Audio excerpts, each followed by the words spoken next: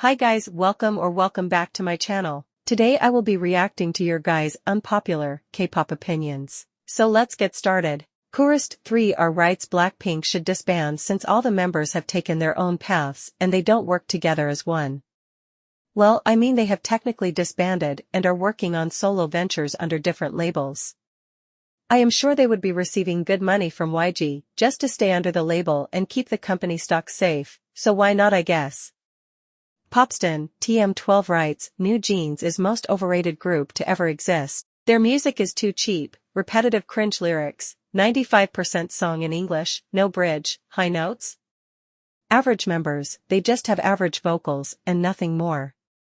I wouldn't say most overrated but surely. I like their music, but at this point it's quite repetitive and simplistic. Wouldn't call it cheap or cringe though, but they really need to level up in future comebacks. Tenzin Koazin 1454 writes SPA is gapping everyone this year. The rest are just tiptoeing around mainstream sounds.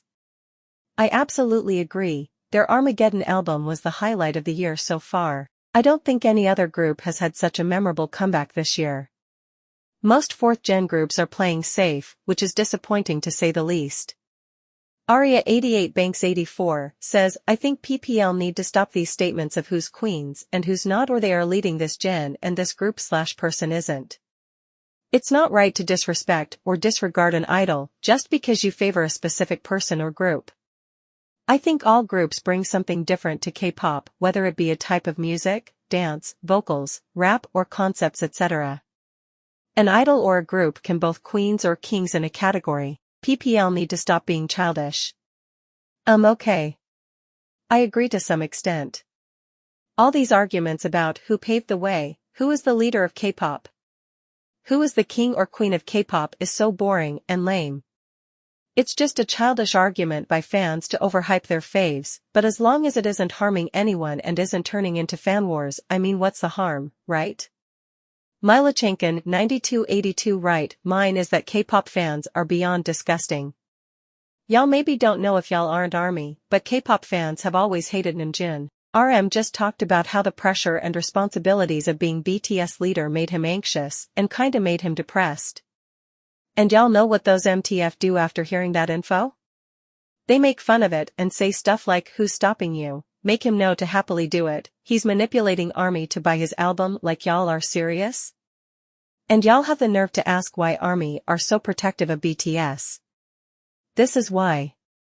Okay, that was a lot to take in. So disclaimer, I am an ARMY, and my bias is RM, and it honestly hurts me to see the unwarranted hate he gets not just from other fandoms, but also solo stans of BTS. It's heartbreaking to hear his struggles and worse, so to hear people make fun of him for opening up about mental health, and I think this type of ridiculous behavior needs to be stopped, and I appreciate fans who take a stand against this. But where I will disagree with OP is that calling all K-pop fans disgusting is a huge generalization. K-pop has an enormous fanbase, which sadly comes with different types of humans, some of whom are immature, toxic, and unhinged. But it doesn't make sense for the sane fans to stoop to the antis level to defend their faves. It honestly just adds fuel to the fire and gives the fandom a bad reputation, which is what happens with Blinks, ARMYs, and any other large fandom, so let's be more mindful and mature in making comments, hate or replying to hate. Next one by user ID 2NQ6E3Y for me, newjeans Min Hee Jin and the people associated with them seems toxic, like I don't like New Jersey and MHJ, but they give a kinda off vibe which I left the fandom. Oh, the Min Hee Jin drama. I am not fully aware of the controversy, because it's too much, but honestly, it's such a disservice to newjeans. These company controversies have truly tarnished their reputation, and instead of talking about their music the attention has shifted to their CEO, which is sad, and I understand why a lot of people left the fandom. For me, I can disassociate music with the artists so I can still enjoy their music if they put out something matching my taste. Ryowanani2 writes, not all of K-pop debut songs have to be powerful, with hard choreography and intense vocal parts. Sometimes saving your cards for later is better than showing off all of the potential and talent the group has in the first time. I agree to some extent.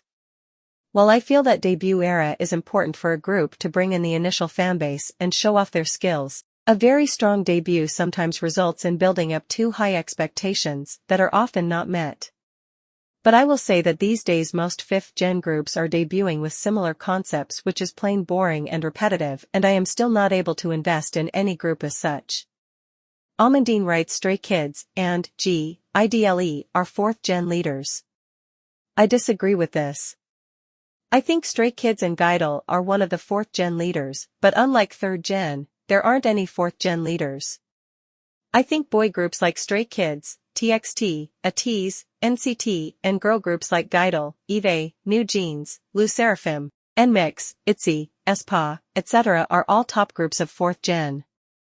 They all have decent discographies and do similar numbers, so I don't think any of them are the leaders. They are all in the success boat together. Pink Labels D5972 writes, sorry y'all hype, idle too much. Their messages are a thing that needs to be said and are great, but that generic sound and the lyrics docent have nothing to do with the message, and putting cringy lyrics, it's not it. I'm okay that they are famous for their message, but not with that annoying music, since then the quality of their music is getting worse and it's showing. Because Soyeon said Fate was supposed to be the title track, but in the end it was Super Lady.